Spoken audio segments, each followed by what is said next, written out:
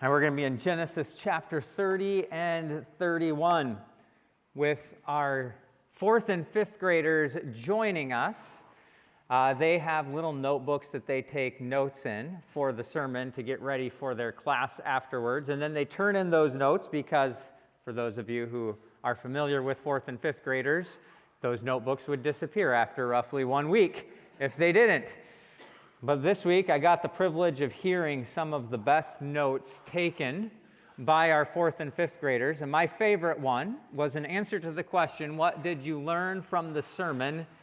Was the Bible is weird. That has been the case in much of the book of Genesis. So I keep encouraging us, when the Bible gets weird, we ought to get curious. Why is the Bible being so weird? This week, we have a relatively normal text. Now, it wouldn't be normal in any other context, but compared to last week, it's pretty normal. Compared to a few weeks from now, it's pretty normal. But what we have in this account is a discussion about sheep breeding and running away. We have this story given to us that continues something that's really been happening throughout the entire book of Genesis. One of the things that has most struck me in our time in Genesis is how cyclical it is, how everything keeps repeating over and over and over and over again, and you have the same things happening. And all of these cycles tend to turn this like gravity that pulls us towards God's certain promises that he has given to his people. And so much of Genesis is grounded in a handful of promises that God gives and repeats over and over and over again.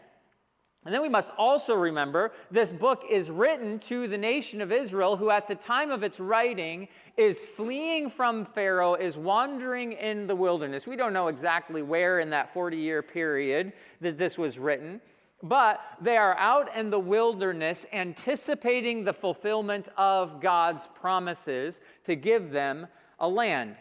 And so we see a cycle. We see an anticipation of Exodus here in this account. We're going to see how Jacob running from Laban actually bears a striking similarity to Israel running from Pharaoh. And this is all in fulfillment of God's promise given to Abraham. If we think back quite a while ago to when we first started talking about Abraham, we saw 3 main components of God's promise to him.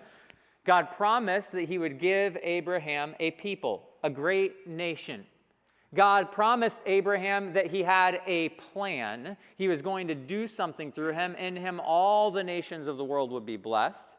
And he also promised that Abraham was going to have a place, a land of promise for his descendants.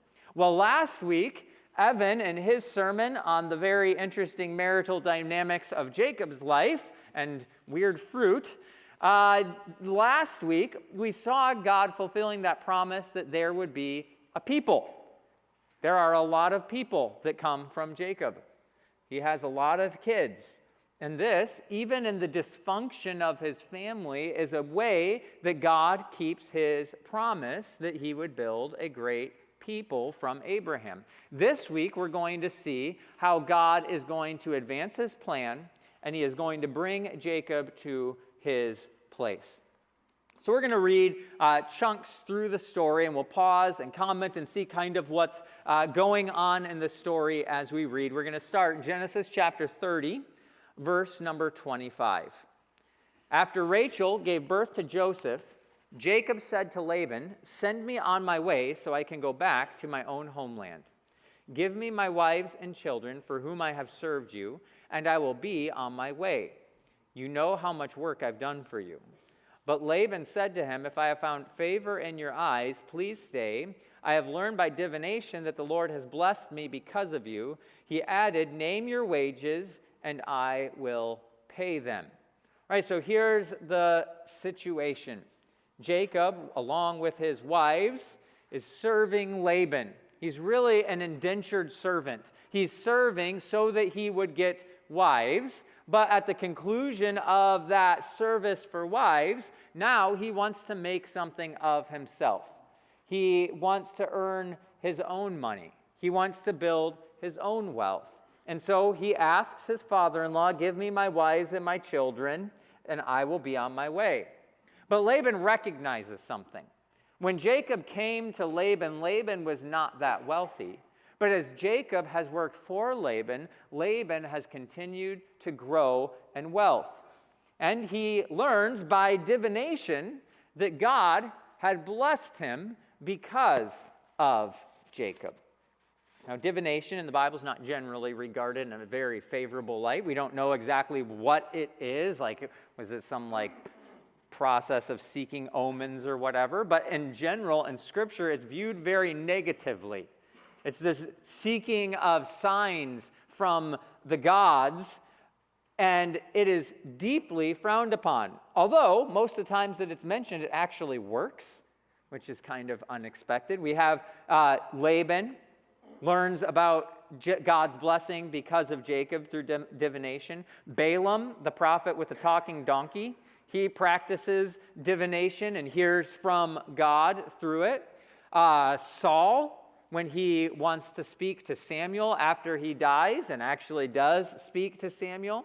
There are false prophets who practice divination, but it's always frowned upon. It's never a good thing. This is not putting Laban in a positive light. We're going to see lots of things in this story that don't put Laban in a positive light, and this is the first one. He is seeking this secret information from God. But here's the irony. God had already given this information away. Because God had made a promise to Abraham. He had supported that promise through Isaac, and he had given that promise to Jacob, that those who bless Abraham and his descendants would be blessed by God. God told him this. God told his people this. And certainly Laban would have heard from Jacob, oh yeah, your grandfather and your father and you have all heard from God directly that there's going to be these great blessings. I'm going to tell everyone about that if that happens to me. That's a pretty crazy story. You're sitting around talking to your family and you want to tell an interesting story. The time God talked to you and told you that he would be a great nation would definitely qualify. And so Laban could have access to this information, but he doesn't take it from where he should have access. Instead, he practices divination, and he learns some correct information. He is being blessed by Jacob. So Jacob is going to enter into a negotiation with him. Jacob said to him, you know how I have worked for you and how your livestock has fared under my care. The little you had before I came has increased greatly, and the Lord has blessed you wherever I have been. But now, when may I do something for my own household? So he says, you've gotten great blessings because I'm here, but I want to build my own wealth. What shall I give you? Laban asked. Don't give me anything, Jacob replied. But if you will do this one thing for me, I will go on tending your flocks and watching over them. Let me go through all your flocks today and remove from them every speckled or spotted sheep, every dark-colored lamb, and every spotted or speckled goat. They will be my wages, and my honesty will testify for me in the future. Whenever you check on the wages you have paid me, any goat in my possession that is not speckled or spotted, or any lamb that is not dark-colored, will be considered stolen. So Jacob has this plan. I'm going to raise your sheep. Some of your sheep are going to be speckled and spotted and dark, and those ones get to be mine. You keep all the rest of them. Get some sense here that Jacob, that kind of the ordinary process of livestock breeding would mean that Jacob would get the smaller portion, you would assume, in this negotiation. But Jacob is going to get paid instead of being an indentured servant. He wants to gather wealth for himself. There's not a lot of deception in this plan. In fact, particularly in Genesis, we have seen repeated how the birth is ultimately something that's in the hand of the providence of God. Whether it's Abraham and Sarah or Jacob and his wives, we see that God is ultimately the one who makes people have children. And by extension, one would assume that God is also the one who controls the birth of livestock and the color of livestock. So there's an element of faith in Jacob's plan. He recognizes that his blessing is coming from God, and so he's simply going to do his job well and trust that God is going to bless him. Now we're going to see in a few paragraphs that Jacob uses some tricks to try and make more of the cattle be spotted, striped, and dark-colored. But when you read what Jacob does, it's not particularly deceptive, nor does it seem like it would work. It's just not in line with normal cattle breeding science. Not that I am an expert on that topic, but I'm pretty sure it doesn't involve cutting bark off of sticks. And so Jacob has this plan. He is able to act with integrity. He says, look, if I have anything that doesn't belong to me, you can have it back. But he's able to do so because he is trusting in God's providence and God's care over creation. This is going to be a theme throughout Israel. Israel is located in such an interesting place geographically. Their weather patterns are very important. Israel isn't going to be fertile because it has massive rivers that bring supplies from the mountains, that bring a storehouse of water to Israel. Israel is fertile because God brings the rain. Now, all fertility, all agricultural fertility is going to be reliant on rainfall to some extent. But Israel particularly, geographically, needs regular rain. And that is something that God does on purpose because it places Israel in a constant state of dependence on God providing rain for their crops. That's why Baal, the god that Israel is drawn away to so often in the times of kings, is the god of fertility. He's the god of plants growing. And so what happens when Israel flees from Yahweh and goes to Baal is they're saying, oh, God, Yahweh is not making it rain, therefore we should go talk to this other god and he'll make it rain. And so God in his design has placed Israel in such a place that they are truly dependent on God.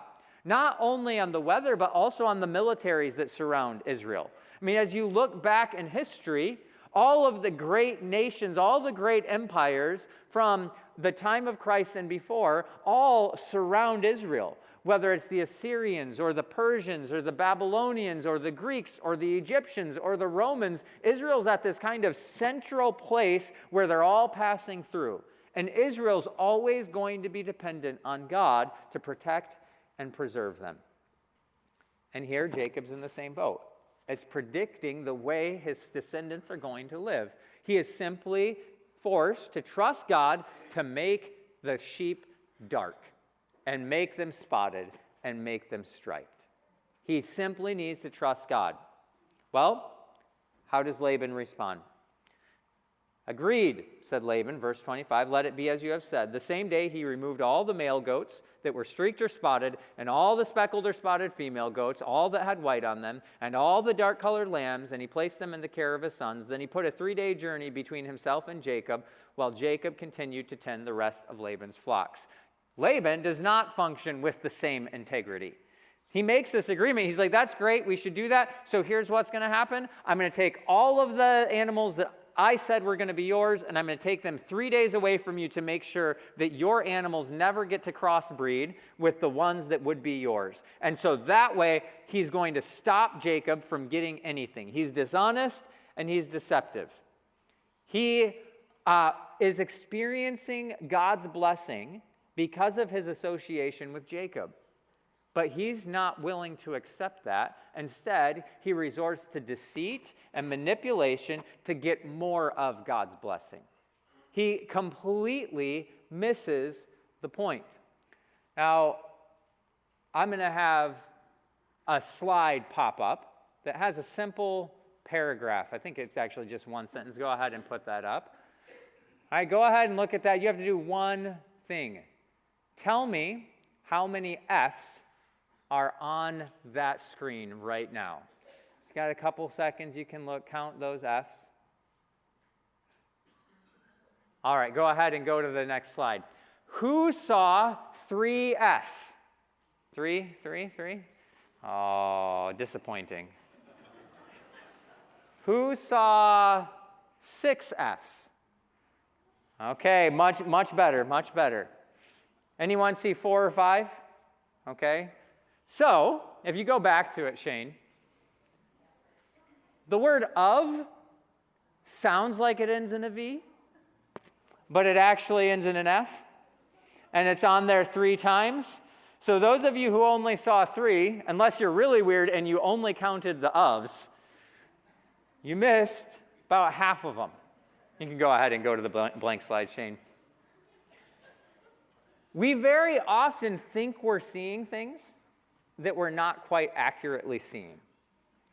And Laban in this situation thinks he's seeing something. He thinks that he's seeing that he needs to manipulate and dominate Jacob in order to become more wealthy, in order to become more successful. But he's actually completely missing the point.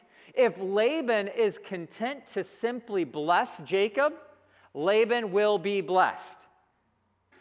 But he doesn't trust that God and his promises are secure, and he seeks manipulation. So what happens? Jacob, however, took fresh-cut branches from poplar, almond, and plane trees, made white stripes on them by peeling the bark and exposing the white inner wood of the branches. Then he placed the peeled branches in all the watering troughs, so that they would be directly in front of the flocks when they came to drink, when the flocks were in heat and came to drink. They made it in front of the branches, and they bore young that were streaked or speckled or spotted. Jacob set apart the young of the flock by themselves, but made the rest face the streaked and dark-colored animals that belonged to Laban. Thus he made separate flocks for himself and did not put them with Laban's animals. Whenever the stronger females were in heat, Jacob would place the branches and the troughs in front of the animals so they would mate near the branches. But if the animals were weak, he would not place them there. So the weak animals went to Laban and the strong ones to Jacob. And this way the man grew exceedingly prosperous and came to own large flocks and female and male servants and camels and donkeys. So Jacob uses some simple breeding strategies. I don't think scientifically there's any indication that this is an effective process. But because God has promised to bless Jacob and his providence, it actually works. He's not deceptive. He is not manipulating like Laban is. He's not being dishonest, but he is working hard. He is not deceptive, but he's also not passive. And so Jacob, trusting in God's blessings, rests in God's control over the breeding of animals, does good work so that his animals are healthy, he splits the flocks up, he does manage the situation, but he does so with an integrity that contrasts him with his uncle Laban. And because of that, he grows. In this way, the man grew exceedingly prosperous and came to own large flocks and female and male servants and camels and donkeys, exactly like his grandfather Abraham. And so Jacob, who leaves the promised land with nothing, now is a wealthy man, just like his grandfather Abraham became wealthy. Why? Because God has made a promise and God is going to fulfill his promise. So that is where we see that God is advancing his plan for Jacob. His plan for Jacob. He is going to make Israel into a great nation. Laban might try and make it so Israel doesn't become a great nation. It's not going to work. Chedorlaomer in the time of Abraham might try and make it so Israel doesn't become a great nation. It's not going to work. The people of Sodom and Gomorrah, it's not going to work. No opposition to God's plan is going to work. And Laban would have been so much better off if he just said, wow, aren't I lucky? Because God says if I bless Jacob, God's going to bless me, and I have ample opportunity to bless Jacob. So I will bless him and be blessed by God. But that is not how Laban acts, because Laban does not have faith in God's promises. So instead, Laban curses Jacob, and as a result, Jacob's flocks grow and Laban's don't. So we see God advancing the plan for Jacob, but he's also going to advance a place for Jacob in chapter 31. Jacob heard that Laban's sons were saying, Jacob has taken everything our father owned and has gained all his wealth from what belonged to our father. Now, was that true? No. I mean, in some sense it was, but he didn't take it. He became wealthy because of their father, but not because he took it, but because he made an agreement and God blessed him. And Jacob noticed that Laban's attitude toward him was not what it had been. Laban's sons are wrong, If Laban had not cheated Jacob, he actually would have been wealthier, not in the state that he was in. And they're angry because God is blessing his people and he is not blessing them. This anticipates what's going to happen in the next book, in the book of Exodus. A few hundred years later, Exodus 6 through 10 give us a similar account of the attitude of the Egyptians. Now Joseph and all his brothers and all the generation died, but the Israelites were exceedingly fruitful. They multiplied greatly, increased in numbers, and became so numerous that the land was filled with them. Then a new king, to whom Joseph meant nothing, came to power in Egypt. Look, he said to his people, the Israelites have become far too numerous for us. Come, we must deal shrewdly with them, or they will become even more numerous, and if war breaks out, we'll join our enemies, fight against us, and leave the country. You see the similarity between Pharaoh's attitude and Laban's son's attitude? God's people are being blessed, therefore that's a threat to us. But God has said, if you are part of my blessing of my people, you will be blessed. But their faithlessness, their lack of appreciation of what the blessings that God has pronounced, caused them to feel rivalry with Israel and oppose them. And Moses recounts this to the people who have just lived through this Exodus 1 account. So Jacob makes a plan. Then the Lord said to Jacob, go back to the land of your fathers, your relatives, and I will be with you. So Jacob sent word to Rachel and Leah to come out to the fields where his flocks were. He said to them, I see that your father's attitude toward me is not what it was before, but the God of my father has been with me. You know that I've worked for your father with all my strength, yet your father has cheated me by changing my wages 10 times. We don't have much background on this happening, but you can imagine it would be pretty frustrating if that were to happen to you. However, I don't think he gave him a raise 10 times, just to be clear. However, God has not allowed him to harm me. If he said the speckled ones will be your wages, then all the flocks gave birth to speckled young. And if he said the streaked ones will be your wages, then all the flocks bore streaked young. So God has taken away your father's livestock and has given them to me. Notice Laban's sons say that Jacob has taken the livestock. Jacob says that God has taken the livestock. In breeding season, I once had a dream, which I looked up and saw the male goats mating with the flock were streaked, speckled, and spotted. The angel of God said to me in the dream, Jacob, I answered, here I am. He said, look up and see that the male goats mating with the flock are streaked, speckled, or spotted, for I have seen all that Laban has been doing to you. I am the God of Bethel, where you anointed a pillar and where you made a vow to me. Now leave this land at once and go back to your native land. This, again, anticipates the Exodus account. In Exodus chapter 3, verses 7 through 8, the Lord said, I have indeed seen the misery of my people in Egypt. I have heard them crying out because of their slave drivers, and I am concerned about their suffering. God sees Jacob being mistreated by Laban, and he sees Israel being mistreated by Pharaoh. God sees, he observes, and he participates in his people. He keeps his promises. Verse 14, then Rachel and Leah replied, do we have any share in the inheritance of our father's estate? Does he not regard us as foreigners? Not only has he sold us, but he has used up what was paid for us. They probably here are referring to selling them to Jacob. Okay, so Laban sells his daughters to Jacob in exchange for 14 years of work. And then that money that he got should have enriched the whole household, but now he's trying to steal from Jacob even more, and he's trying to take from Jacob what should belong to Jacob. And so you can see there is some challenging family dynamics going on here. And they view their father as stealing from them. Surely all the wealth that God took away from our father belongs to us and our children, so do whatever God has told you.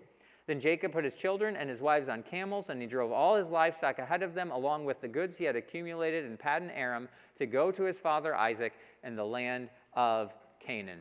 So Jacob and his wives are fleeing from Laban, but they're taking all of the stuff that at one time would have belonged to Laban, but that God had transferred over to his people. Again, does that sound like another story in the Bible? It sounds exactly like the Exodus, where God's people are driven out of the land by the Egyptians. They're like, go and take our gold with you because we don't want any more of these plagues.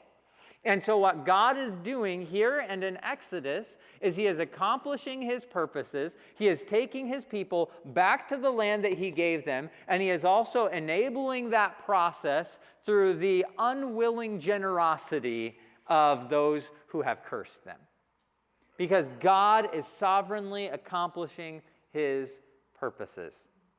When Laban had gone to shear his sheep, Rachel stole her father's household gods. Moreover, Jacob deceived Laban the Aramean by not telling him he was running away. So he fled with all he had, crossed the Euphrates rivers, and headed for the hill country of Gilead. On the third day, Laban was told that Jacob had fled.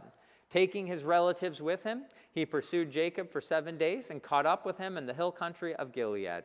Then God came to Laban the Aramean in a dream at night and said to him, "Be careful not to say anything to Jacob, either good or bad." Jacob had pitched his tent in the hill country of Gilead when Laban overtook him, and Laban and his relatives camped there too. Then Laban said to Jacob, "What have you done? You've deceived me, and you've carried off my daughters like captives in war. Why did you run off secretly and deceive me? Why didn't you tell me so I could send you away with joy and singing to the music of timbrels and harps? You didn't even let me kiss my grandchildren and my daughters goodbye. You have done a foolish thing. I have the power to harm you. But last night the God of your father said to me, 'Be careful not to say anything to Jacob, either good or bad.' Now you have gone off because you long to return to your father's household. But why did you steal my gods?" Jacob answered Laban, "I was afraid because I thought you would take your daughters away from me by force. But if you find anyone who has your gods, that person shall not live. In the presence of our relatives, see for yourself whether there is anything of yours here with me, and if so, take it." Now Jacob did not know that Rachel had stolen the gods. So Jacob and his wives flee, and Laban is angry and chases them down.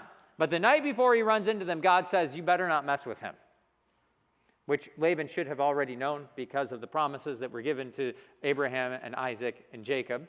But Laban has rejected those.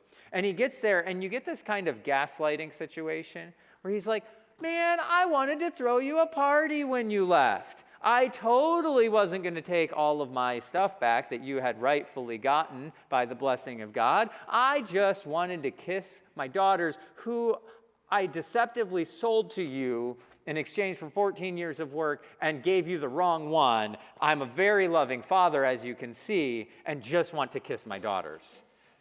And he comes and he wants to just act like nothing is wrong here. Jacob, though, says, "Look, I was afraid of you." And was Jacob justified in being afraid of Laban? Yeah, his character was absolute garbage. And so Jacob is afraid of Laban, but God again protects him. God gives Laban a warning, which Laban is smart enough to listen to. He has taken his daughter's possessions. He has mistreated his daughters. He has tried to steal from Jacob. He has lied to Jacob. And he's going to find out that Jacob leaves and takes with him that blessing of God that had made him so wealthy. But in this account, there's this little weird kind of like group of inserts that are kind of interesting about Laban's gods. In verse 19, Rachel steals her father's household gods. Doesn't tell us why she stole them. Some suggest that she stole them so that Laban would not be able to worship them. Some suggest she stole them because in that process of divination where Laban found out that Jacob was blessed, he used those gods, and she was afraid that the process of divination would tell them where they were going. They're taking a big herd of animals. It's not that hard to track them down. I don't think that's what it was. Perhaps she was taking them because she wanted to worship them. Perhaps she was taking them because they were made of gold, and so they were valuable. Doesn't tell us why, but she takes them. And then Laban is angry about that, and he comes and he asks Jacob, "Why would you steal my gods? I like my gods." And Jacob says, "I didn't steal your gods. You go ahead and investigate, and you'll find that I didn't steal your gods." Then you have this very strange story, verses 33 through 35. So Laban went into Jacob's tent, and into Leah's tent, and into the tent of the two female servants, but he found nothing. After he came out of Leah's tent, he entered Rachel's tent. Now Rachel had taken the household gods and put them inside her camel's saddle and was sitting on them. Laban searched through everything in the tent, but found nothing. Rachel said to her father, "Don't be angry, my lord, that I cannot stand up in your presence. I'm having my period." So he searched, but could not find the household gods. All right. We don't know why she took the gods, but this story illustrates some really interesting things about the gods. What kind of God needs you to take care of it? What kind of God needs you to hunt it down and find it because someone stole it from you? What kind of God is so weak that it gets carried around, that it is hidden from its people? It's obviously not a God like Yahweh. And there is this contrast drawn between these gods. These gods are unclean because of the means that Rachel uses to hide them. For an Israelite in the time of the law, they're going to read that and they're going to hear those purity laws that we see in the book of Leviticus. And these gods are going to be unclean. And so what we see is a contrast between the God of the Bible and the gods of the surrounding nations that really occupies the heart of this whole story, because Laban is relying on his gods while Jacob is relying on his God. And Jacob's God wins every single time.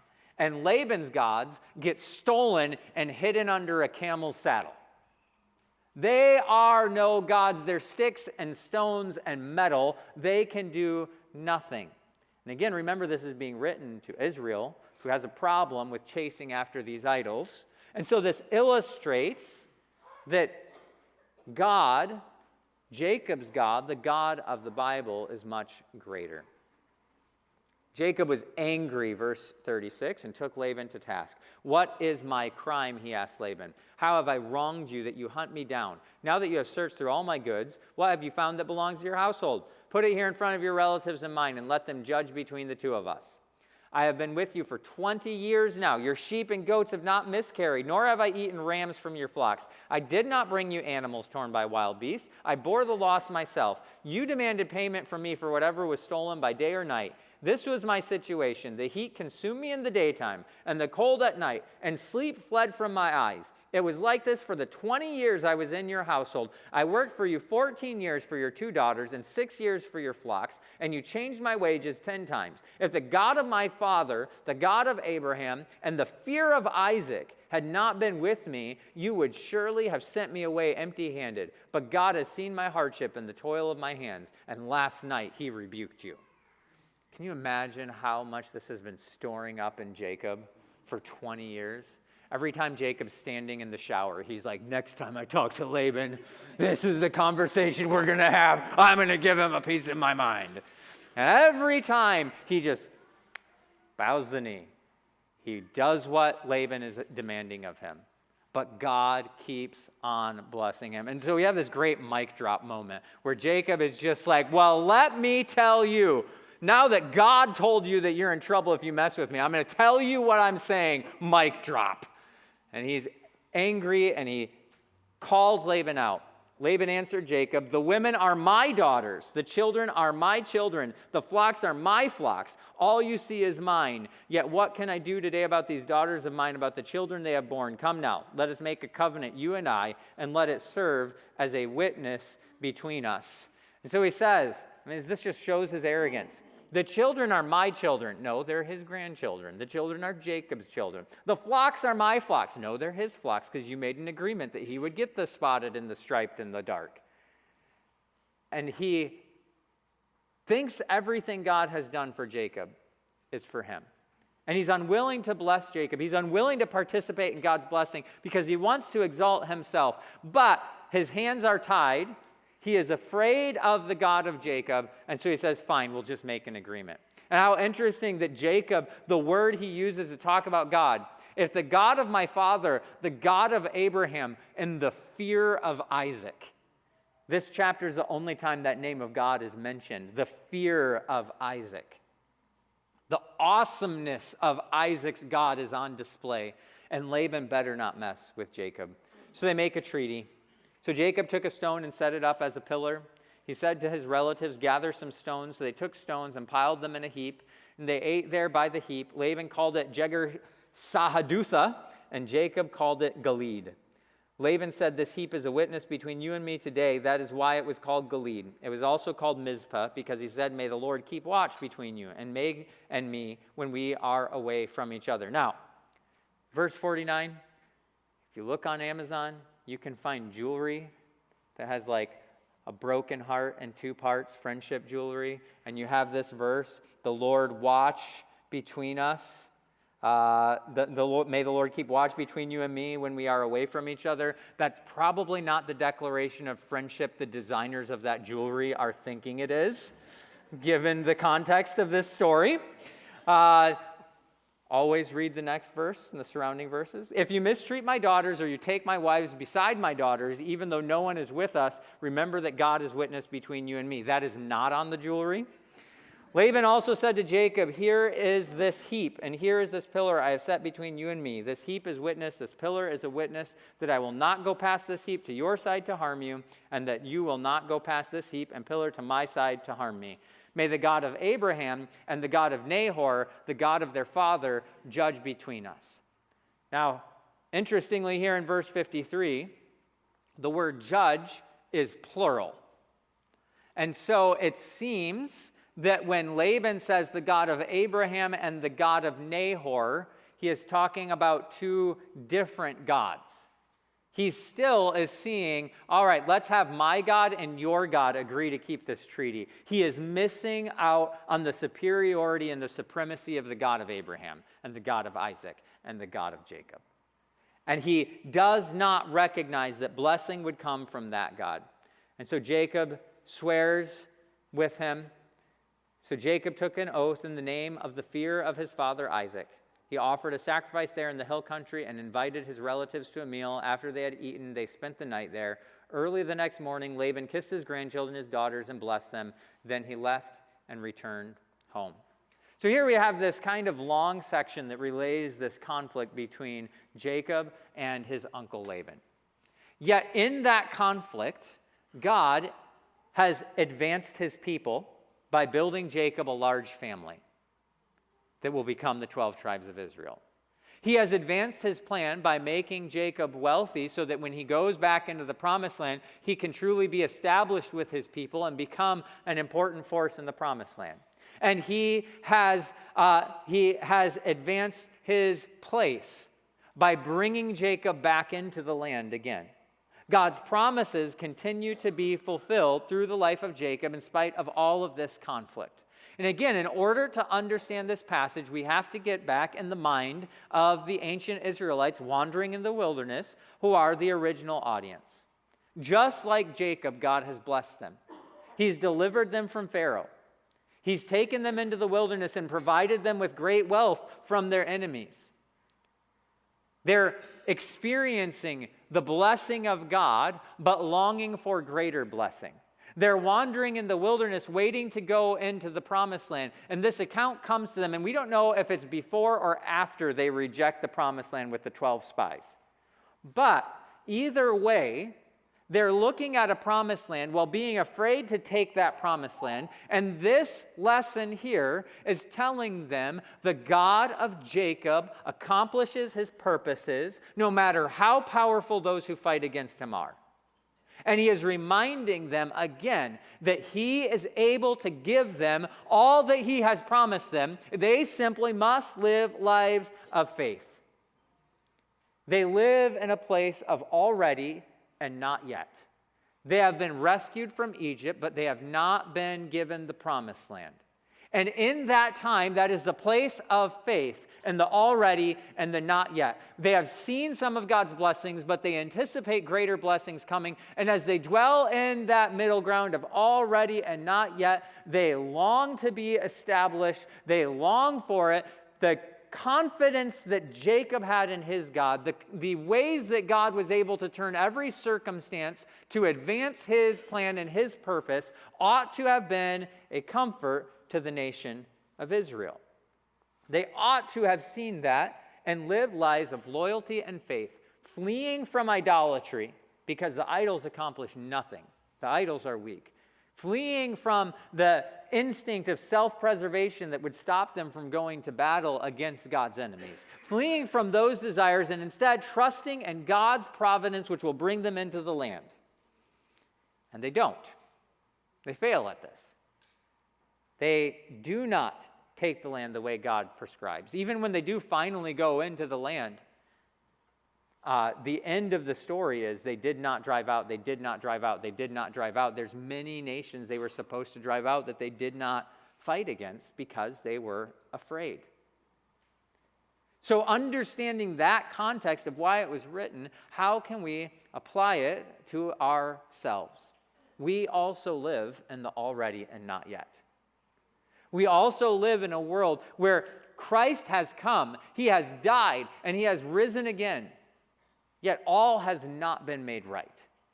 We live in a world filled with longing and desire for something better in the future. So how do we live in that world? Do we live as those who have confidence that God is going to accomplish his purposes, and we are simply called to live lives of faithful integrity, following him and loyalty to him while resting in our confidence that he will accomplish his purposes? Or are we going to be like Laban and, frankly, at times Jacob and at times the nation of Israel, and we feel this need to desperately cling to our desires, our goals, our mission, our purposes? We're willing to be deceitful, we're willing to be dishonest, we're willing to be disobedient to the Lord because we want to accomplish what we want to accomplish. Here in the life of Jacob, we are given a counsel, a illustration of the fact that God accomplishes his purposes in his way at his time, and we simply must trust in him and rest in him. Amen.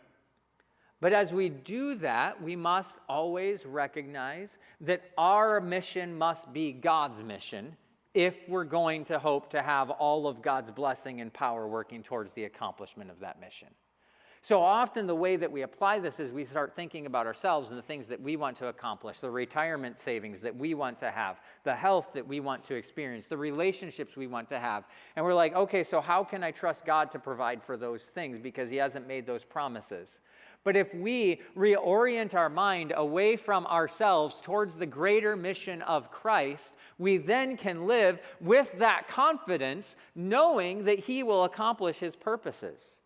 I think one of the greatest promises in the New Testament that we very often overlook is found in Matthew chapter 16.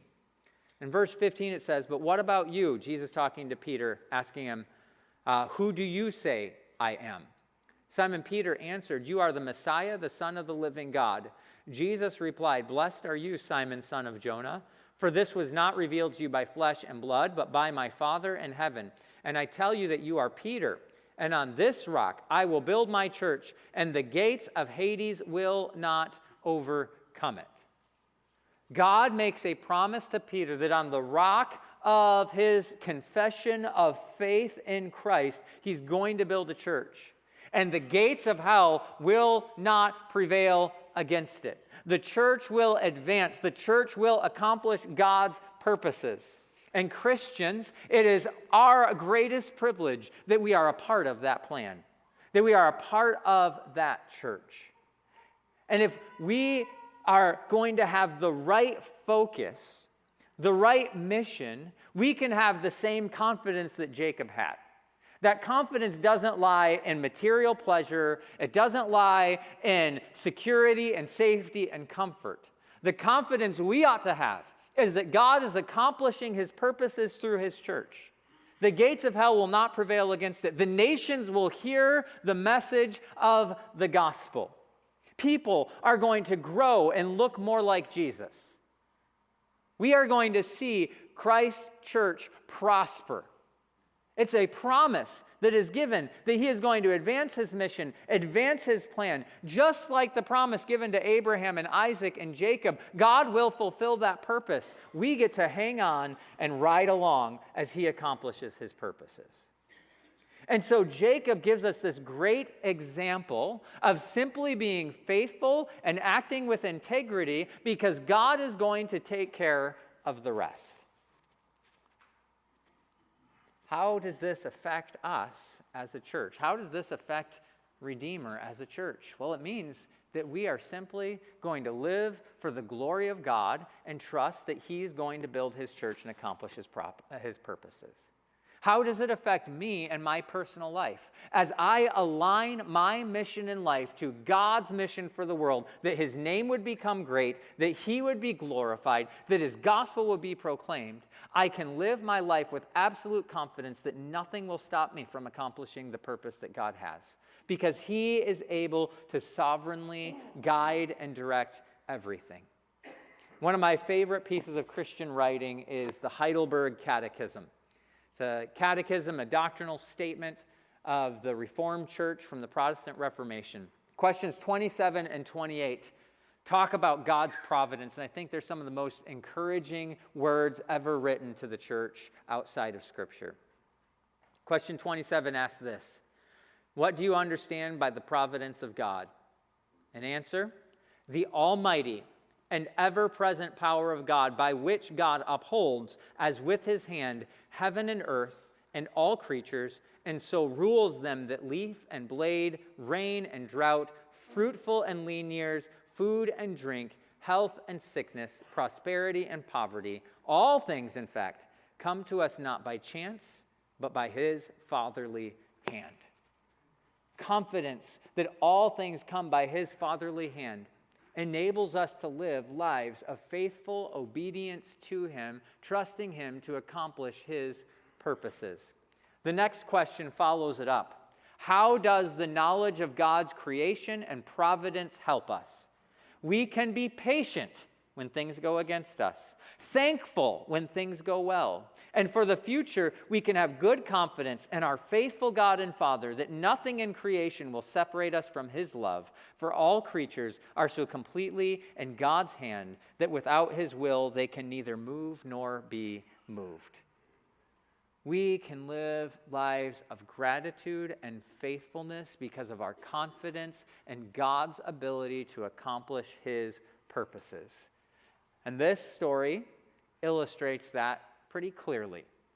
Laban tried to build up himself and failed miserably. All Laban had to do to be blessed by God was simply bless Jacob. But he did not trust God, and so he tried to bless himself by cursing Jacob. And he ends up giving most of his belongings and his family over to Jacob. As we live our lives, we live in confidence and faith and trust in our sovereign God, who is able to uphold all things. And that enables us to live the lives that he calls us to, seeking to accomplish his mission and his purposes, knowing that nothing can stop God from accomplishing what he wants to accomplish. Let's pray.